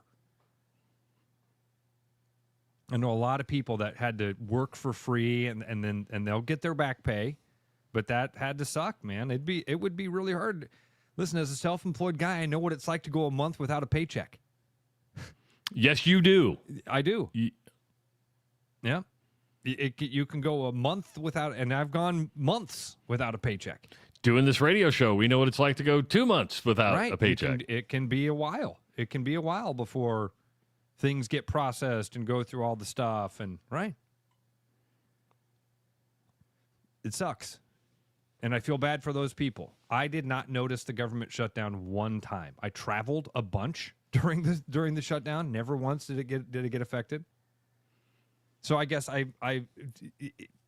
haven't even really seen a lot of people like, oh my God, I got stranded in an airport. Delays happen.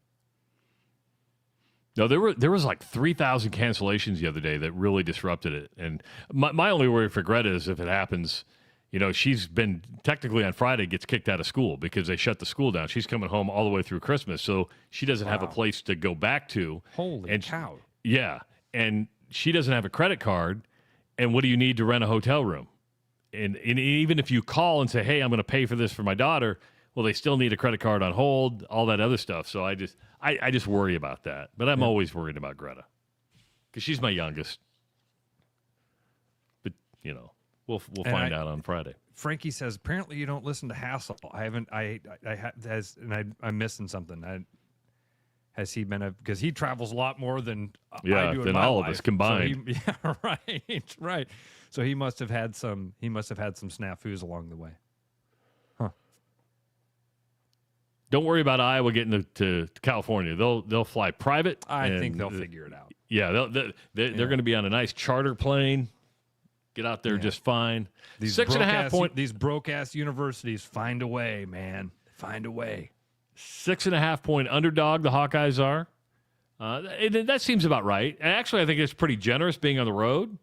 I think that's actually a little high, Trav. I'll be honest with you. I think the Hawks keep it close. Yeah. I think the Hawks keep it closer than that. But what do they want you to do? They want you to pick a side there. They want you to pick a side. They put that number right where it entices you, don't they? It'd be interesting the more just taking that forecast into account, if it holds true, if that drops a little bit based on, you're seeing a lot of bets going in on Iowa because it's going to be raining, it's going to be 62 degrees. Yeah. Does that affect the USC offense? And then 49.5 at the over-under. So that would put... So they think it's a 19 to 25 game, something like that? Or, No, or more than that. 30, 31, 20, something like that, 3, 22, 28 is what they see. Did you? So I see David Bellis is commenting on our today, did you see David's comments from the other day? And I hate to bring this up, David, but if you don't mind, I'm gonna. You shared it in the chat a couple days ago, and it's been in my brain. David went to the Hawkeye game this weekend and lost his keys. No. Yes. Yeah. And I'm David, I hope I hate that I'm airing your dirty laundry here, but you did share it in the chat. And I hope I'm remembering the right guy here, that it was David Bellis. Yeah, dude, he basically got, and I would be curious. David, call us, because I want to talk to you about this and how you ended up getting around that. But yeah, he commented that he lost his keys, had to end up getting a hotel room, I think, and he was like, man, it sucked with the weather being the way it was on Saturday. And I just remember reading that comment and having that conversation in the back of my head of like, oh my God, that would suck. I would go into a massive panic if that happened. Listen, I don't panic a lot, and I don't do the panic attack and anxiety thing. I would have an anxiety attack. Ooh, I think I'm having one right now. I lose them in my house, and I have an anxiety. It's like, well, where are my keys? Where are my keys? And by the way, did you see the University of Iowa post a thing? And I'm thank you for this is Tyler that shared this one. Did you see the gentleman that was missing after the game? No. There was an elderly guy with apparently some mental health issues, like maybe early onset Alzheimer's or dementia. Got separated from his group and was for a couple of days the university was looking for him. They found him. Everything's good. So that's good news. And David, I love David. He says, it was too cold to panic. That's a good attitude, man. 515-517-2303. We'll take a break. Got about a half hour to go in the show. Thanks for hanging out with us. Iowa State has a new president. We'll talk about that when we come back on the Rush Radio Show, powered by Willis Automotive. For the holidays, bring real taste to the table with Gold Peak Real Brewed Tea. Made with real tea leaves and real cane sugar, Gold Peak delivers a golden, brewed for taste flavor that makes every moment more meaningful. Whether you're gathering with family or friends, celebrate the moments that matter the most, because real connections deserve real refreshment. For your upcoming holiday celebrations, choose Gold Peak Tea and bring real taste to the table. Your house wasn't built for bats, birds, or raccoons, but try telling them that. At Bats and Bugs Pest Solutions, we've been helping Iowans take back their homes for over 20 years. We use cost-effective, eco-friendly methods to solve wildlife and pest problems the right way. Whether it's bats in your attic, birds in the vents, raccoons in your chimney, or moles in your yard, we have long-term solutions. Call Bats and Bugs Pest Solutions today at 515-218-3400, and let's make sure your home doesn't become their home. Hi, I'm John Linares with Willis Lexus, and this November, we're starting early. We are starting our December to Remember sales event today. First off, I want to highlight a special lease on 2026 NX Gas. It's $409 per month with $49.99 due at signing. Or you can take advantage of rates as low as 2.49 for 48 months or 3.49 for 60 months on IS model, all ES models, NX Gas, RX Gas, and TX Gas, and as an added bonus on 2026 RX Gas, NX, and TX Gas models. I invite you to stop in and take a new Lexus for a test drive, or visit us online at willislexus.com where you'll find some special offers. After Hawkeye football games this fall, Travis and Ross are right where they belong, with you taking your calls and giving unfiltered feedback. Right after Hawkeye football games, it's the Black and Gold Rush on the rushradio.com, the TuneIn app, and on YouTube.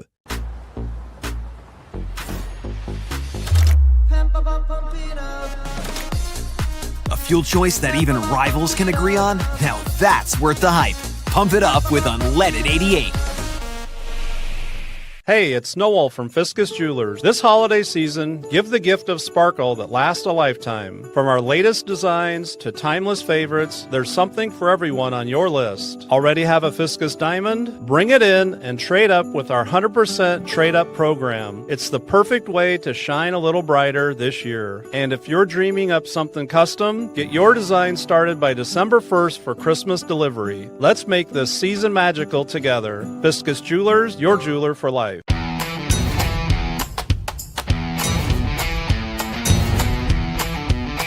The largest selection of German beer in the world?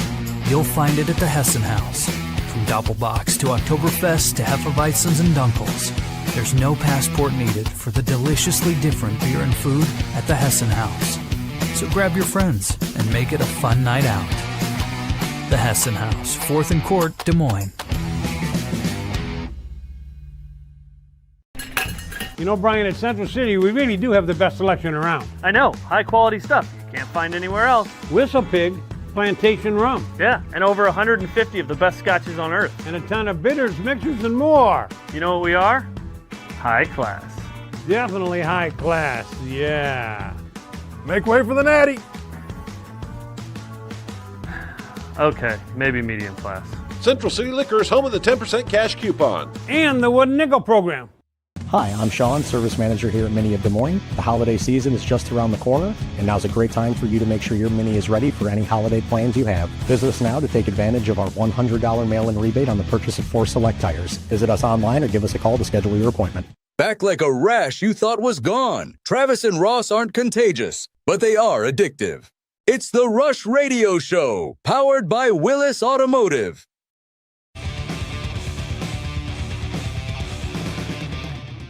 Atlantic Coca-Cola Bottling Company and Coca-Cola is bringing in the Holiday Caravan, rolling into central Iowa, bringing thousands of sparkling lights, festive cheer, and unforgettable holiday moments.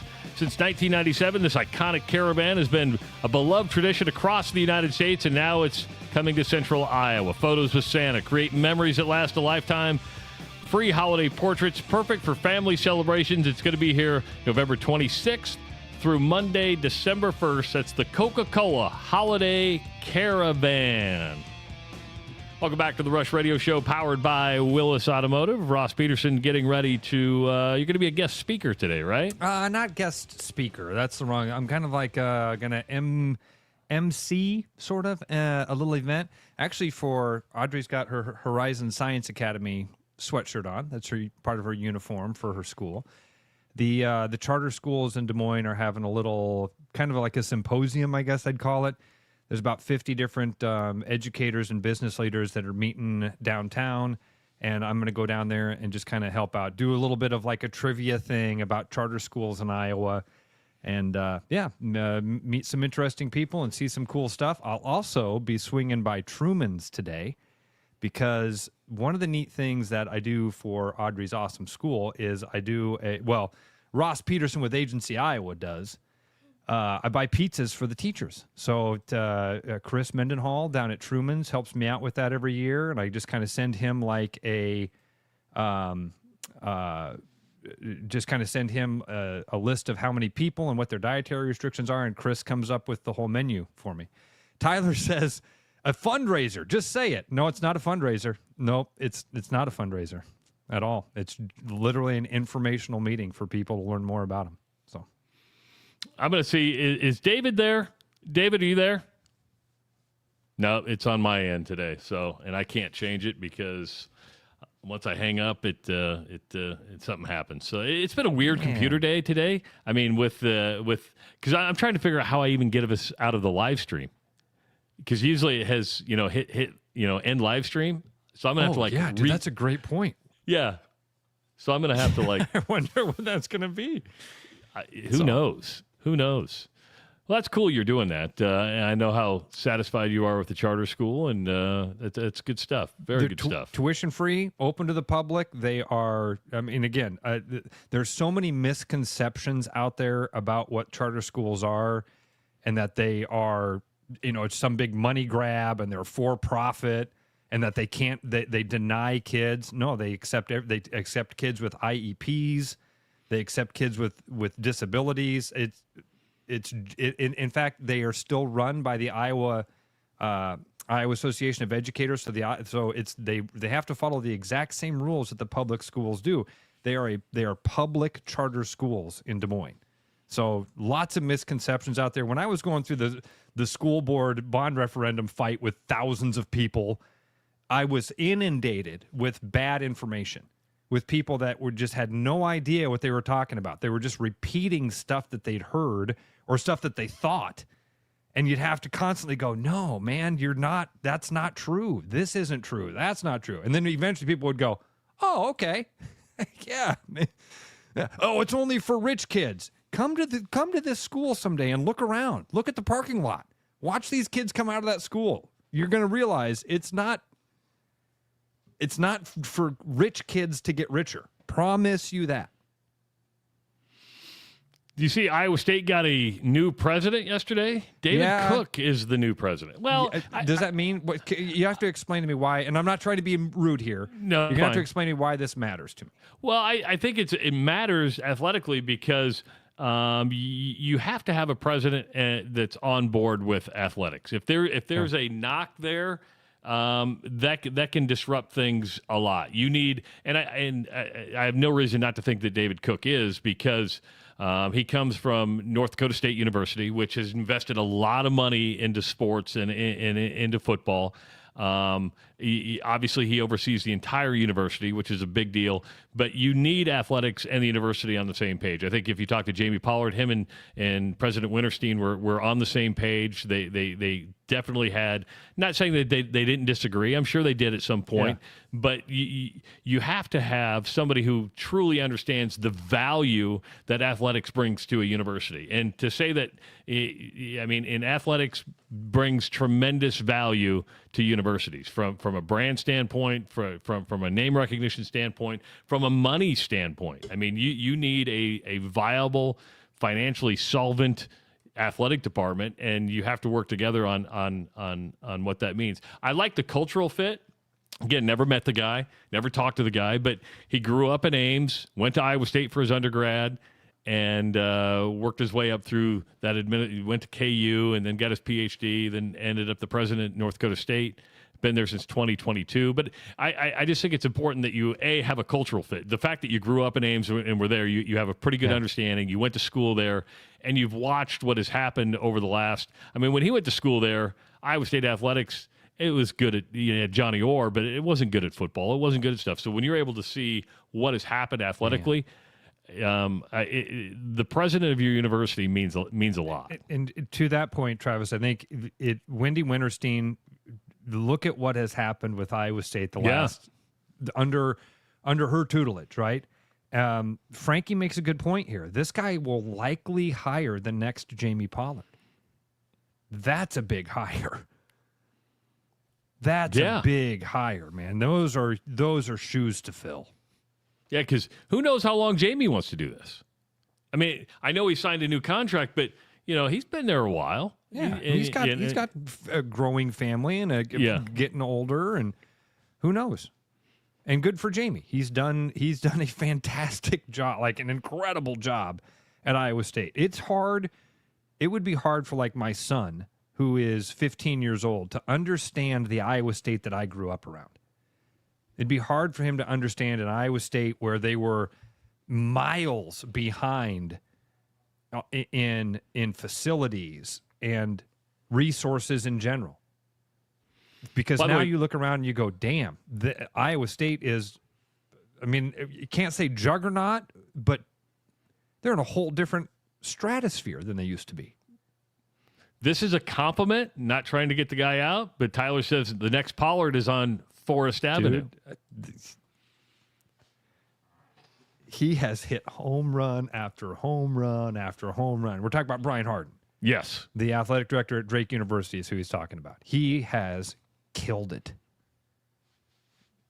And who knows? Maybe Brian's happy. I know Brian's happy where he's at. Would he want to take on something with more resources like that? Remember, he came from Notre Dame. So he's used to that big world also.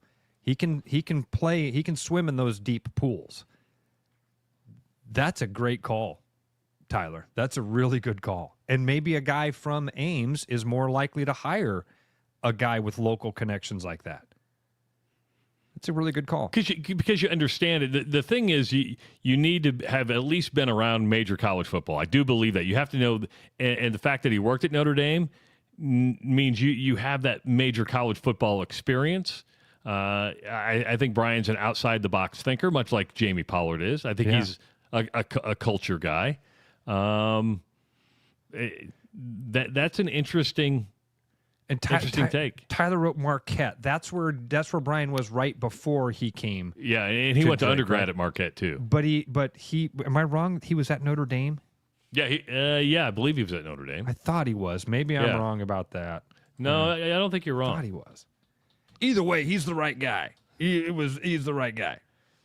Though I like seeing local guys get promoted. When Lisa Bluter went to Iowa from Drake, I like that. When Ben McCollum went to Iowa from Drake, I like that.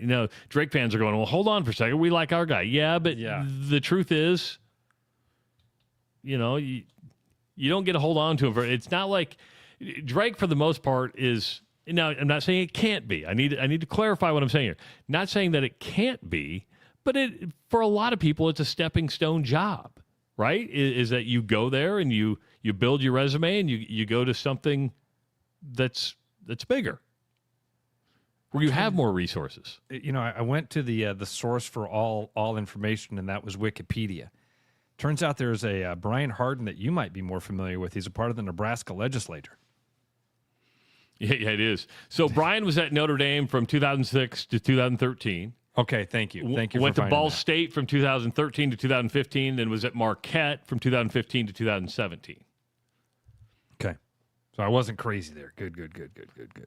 Though what I didn't know what he did at Notre Dame, he was a director of football media relations.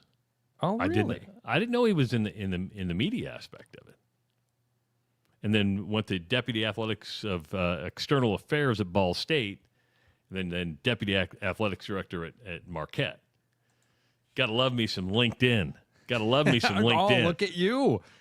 Look at you swinging in the LinkedIn. That's right. Swinging for the fences. Man, tennis must be an exciting sport. You've always tried to tell me that. 2 spectators died from cardiac arrest at the ATP finals. 2.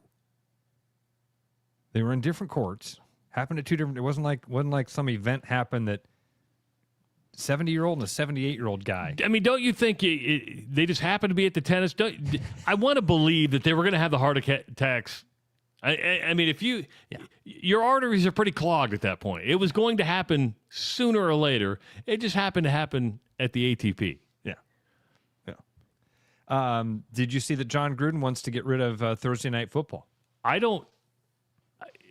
You can want it. I want to get rid of Thursday Night Football. I've never liked hey, I play on Sunday, you got to play on Thursday. That's a short turnaround for some teams. I think if you're going to make a team play on Thursday, you've got to schedule something to make that easier for these teams to do, because you play on Sunday and you're playing 4 days later, man, that is a tough thing to do because you want to give them some time off, some recovery time, some prep time. But, Ross, we were talking before we went on the air, it ain't going to happen because there's too much money to be made from a TV standpoint. Yeah, I mean, and I look at we make the college kids do it. College football, we start on Wednesday night sometimes with college football. Thursday games are common. Friday night games are very common. And the big boys play on Friday night, right? Yeah. So you make the college kids do it. I really don't. First of all, yeah, my first thought is there's no way it's going to happen just because John Gruden wants it to go away. There's too much money involved there. The networks want that programming so badly. Even I almost said lowly watched, but even a Thursday night game where the viewership is low is going to do better than normal programming on a Thursday night. So the television networks are going to pay, and once they're willing to pay, then they get a say. It's just like the Hawkeyes going over to the USC and Oregon having to come east across the country. Once they pay, they get a say. And I think that Thursday night football is something that's probably never going to go away. I mean, I say that, but you did see that the NFL is going to they're going to quit doing the doubleheader Monday night game. Thank God. Thank God. Thank God. But the Monday night game to me has always, I mean, Monday Night Football, and we've talked about this, was when we were growing up was the big deal. To me, the marquee game now is the Sunday night game. If you get on that NBC Sunday night game, that's the marquee game. I'd agree. Monday nights, sure, people are going to watch it because it's the National Football League, but 2 games is just too much on a Monday night. But Jamie said it. They got billions from Prime. Ain't going anywhere. It ain't going anywhere. The product can suck, and it still is going to get more viewers there than Prime normally gets on a Thursday night. And in fact, to that conversation about ESPN and YouTube TV, it's really just about you downloading the app and getting a subscription. That's really what they really want is your monthly dues. They don't care that you're watching Prime. The game or not. They just want you to download it and sign up and do that. So Gruden can want to get rid of Thursday night games. Don't think it's going to happen. You see where you had a celebration last night. Pat Kelsey, who's the head coach of the Louisville Cardinals basketball team, they beat Kentucky last night. Beat them 96-88. Now, when Louisville and Kentucky is like Iowa State, that's Auburn, Alabama. That's right. that's a heated rivalry. So what do you do after a win? You celebrate, right? I mean, you're going to celebrate with your team. You're going to celebrate with your fans. You got to be careful on how you celebrate. Pat Kelsey last night walked into the post-game news conference and had his fingers all bent. He dislocated his finger during the celebration. I think I would rather break a finger than dislocate it. I've never done either, so I don't know. Because with the dislocation, you got to pop it back into place. Oh. I always remember that scene in Lethal Weapon 1 where Mel Gibson could dislocate his shoulder. Yeah, that was real. That was real. Really? Yeah, that was real. He had a dislocated shoulder as a kid, and he can do that. He's a weird cat, man.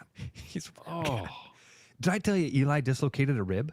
No. Hold on. How do you can dislocate a rib? Yes. Yeah, he thought he broke it. He thought he broke it. Explain how this happens. Because it's called a gut wrench in wrestling. He was in practice, and they were working on a specific move. The kid that he happened to be rolling with that day was a state champion from Carlisle, and the kid grabbed onto Eli and rolled him, and Eli, he came out of practice, and he was like, "Dad, I can't breathe." And so my best friend Scott is a wrestling coach. I called him. I'm like, "Hey, Eli took him to the doctor, found out it was a dislocated rib." Called my buddy. I'm like, "Hey, what do we do about this?" And he goes, "Eli's got to get tough. That's it." And then my buddy Tyson, we were fishing one day, and I'm like, "Yeah, Eli's dealing with this dislocated rib." And Tyson says, "Oh, that happened to me in high school. I couldn't breathe for a year." Oh. So he had to Eli, again, when I say quit the golf team, it's not like Eli's on the golf team for the free golf. Okay. But he had to quit the golf team even because even swinging the club was enough to aggravate it. He's better now. This happened about, I want to say maybe like 2 months ago or so. I didn't mention it to you, but he had a dislocated rib. Ooh. I'm just trying to figure out how you dislocate a rib. Like, all I picture is like a rib jumping over another rib. Oh. Justin says, I dislocated a rib taking a charge in a basketball game. Justin Miller? Justin Miller, he just wrote that to us.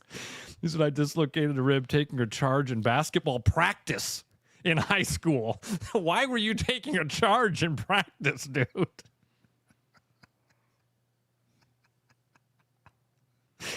Oh, my God. Justin. But it didn't affect his ability to shoot free throws, because if you talk to Justin, he's one of the best free throw shooters out there. Really? Oh, yeah. He like won camps free throw shooting. That was his claim to fame. Wow. Didn't know that. Never would have seen Justin as an athlete. Now I'm starting to wonder what. No, well, he's not an athlete. He shot free throws. And took charges in practice. And he did that trying to impress the coaches. Go, see, I have athleticism. And he got up going, huh? See? Did you see how see tough that? I am? See that? You see how tough I am? I can't breathe. Can you dislocate? I mean, you can dislocate a finger. You can dislocate a shoulder. I think you can dislocate your kneecap or your knee. I'm just trying to think of all the different things you can dislocate on your. I think anything.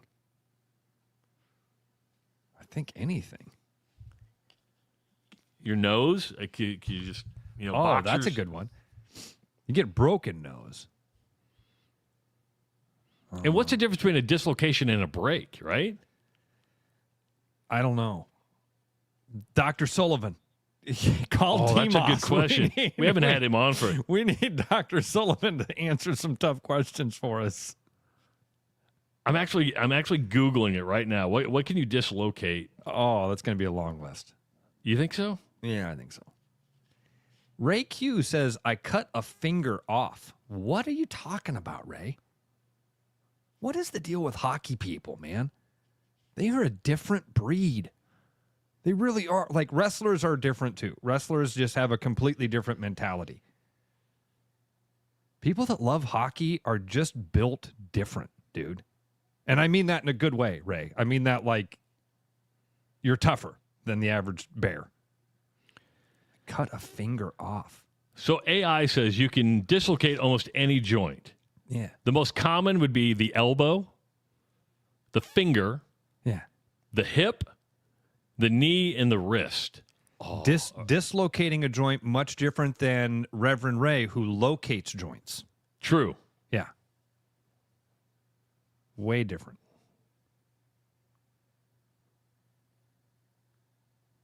I didn't know the rib was a joint. There must be something around there that is joint related. Ugh. Dude, I don't know. I just know the kids couldn't breathe for a while. This is why I avoid any physical activity whatsoever. Yeah. This is why I don't go to a gym. Yeah. I've had more friends that have ripped the bicep off their bone, and it's like, ugh. Dude, yeah, I've had friends do that, or like tear a pec. Pec? Yeah. And it's just their boob hangs because it's literally left the bone. And I go, that's why. That's why I don't do those things. You know what doesn't rip a pec? Watching TV. Watching documentaries. Lifting heavy things. Following 3-Eye Atlas. That's what doesn't dislocate. I've never dislocated anything looking at space rocks. How about that?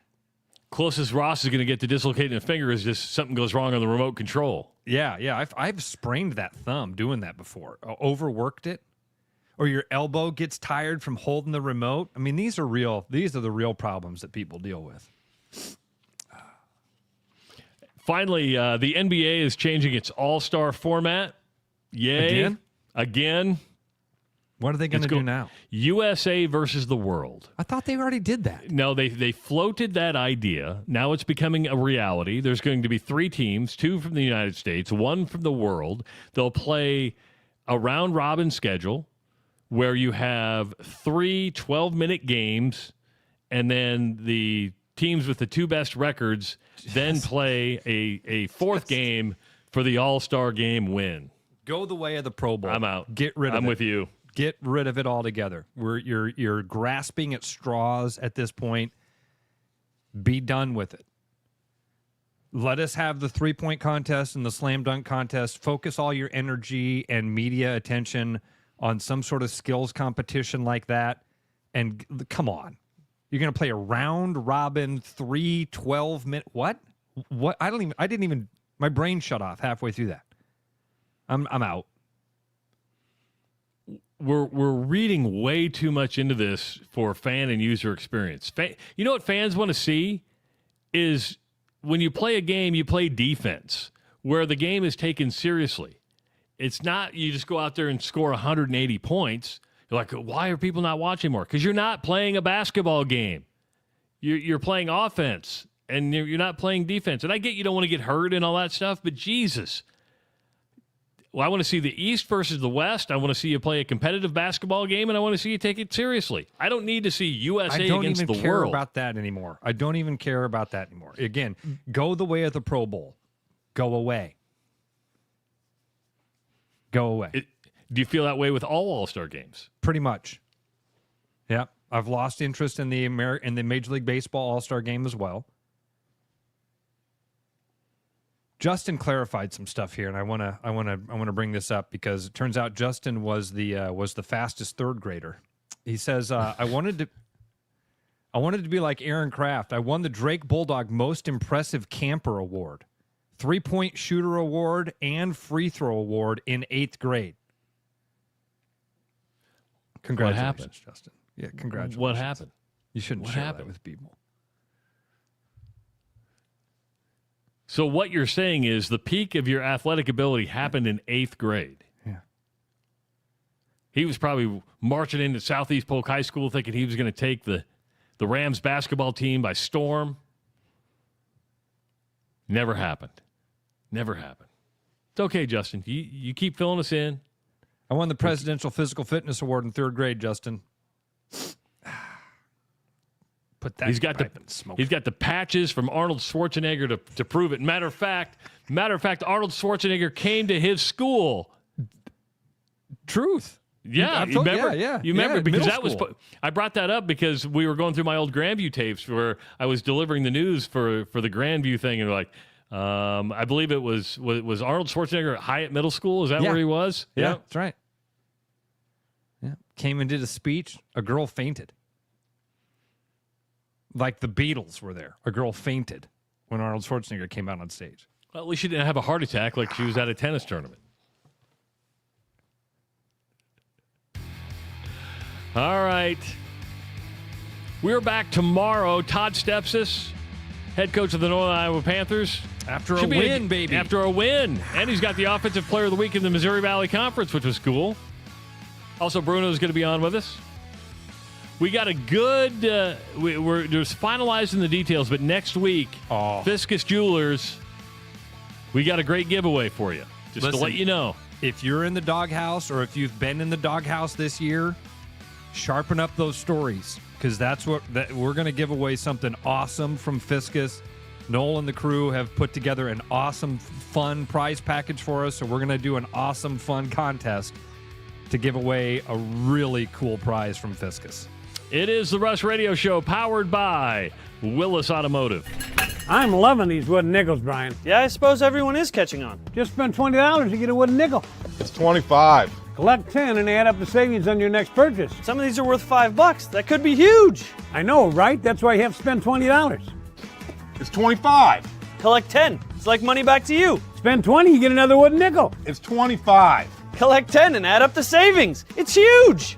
Central City Liquor is home of the 10% cash coupon. And the wooden nickel program. It's huge. Hey everybody, Mason Miller, sales manager out here at Mini of Des Moines, and Motortober is in full effect this month. This November, rally on and own the road in an all-new 2026 Mini Countryman. Lease it as low as $379 a month with $4,400 down, or take advantage of the low rates as low as 1.9% for 48 months on select models. For more information, stop by our showroom, say hi to your favorite Mini motoring advisor, or visit us online at miniofdesmoines.com. 'Tis the season to share great taste. Grab a refreshing Coca-Cola and make every moment a celebration. Locally made, nationally loved, Coca-Cola is the real deal when it comes to holiday cheer. Whether you're kicking back after the game or hosting the crew, nothing hits like that crisp, fizzy taste. Make this season yours. Grab an ice-cold Coca-Cola today. After Hawkeye football games this fall, Travis and Ross are right where they belong, with you, taking your calls and giving unfiltered feedback. Right after Hawkeye football games, it's the Black and Gold Rush on the rushradio.com, the TuneIn app, and on YouTube. Missing a quality, home-cooked meal? You know, the kind Mom used to make? Lucky for you, we found her recipe book. Welcome to the High Life. Welcome to the Champagne of Bars. Every business has priorities, and Priority One Heating and Cooling is no different. As a service provider, we prioritize quality air conditioners and furnaces that will keep your home at your comfort level year-round. As a small business, we prioritize doing things the right way and treating people fairly. As a truly local business, we prioritize our community. As a veteran-owned business, we prioritize duty and commitment. For big business service with local value, trust your home to the place where you are always Priority One. Back to the Rush. Strong opinions, weak filters, and just enough sense to stay on the air. It's the Rush Radio Show, powered by Willis Automotive.